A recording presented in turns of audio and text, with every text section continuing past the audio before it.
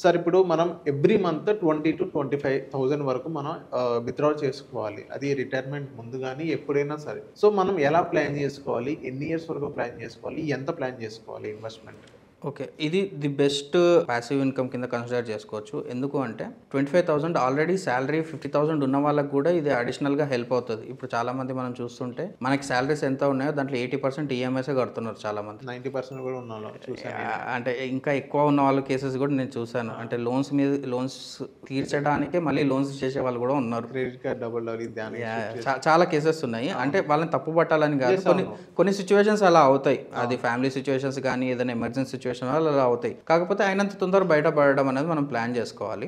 కానీ అది కాదు. ఇప్పుడు మనకి మెయిన్ ఈ దీంట్లోకి వెళ్ళి మనకి అడిషనల్‌గా మన సాలరీ అంటే మనము డే టు డే జాబ్‌కి పోకుండా సరే మనం ఇన్కమ్ రావాలి అంటే డెఫినెట్‌గా ఒక ఇన్వెస్ట్మెంట్ మనకి మంత్లీ ఇన్కమ్ ప్లాన్ అనేది మ్యాండేటరీ అనమాట. సో దీంట్లో 25,000 ఎందుకంటే చాలా తక్కువ ఇన్వెస్ట్మెంట్. జస్ట్ ఒక 10 lakhs వరకు వాళ్ళు ఇన్వెస్ట్ చేసుకోగలిగారు అనుకోండి యాజ్ ఎ లంసమ్‌గా. ఓన్లీ 5 years వదిలిపెట్టేసేయాలి. 5 years వదిలిపెట్టేసిన తర్వాత వాళ్ళకి 6th year నుంచి ఎవ్రీ మంత్ 25,000 కాదు 26,000 కూడా వాళ్ళు విత్‌డ్రాల్ చేసుకోవచ్చు. Okay. Over the period of next 15 years.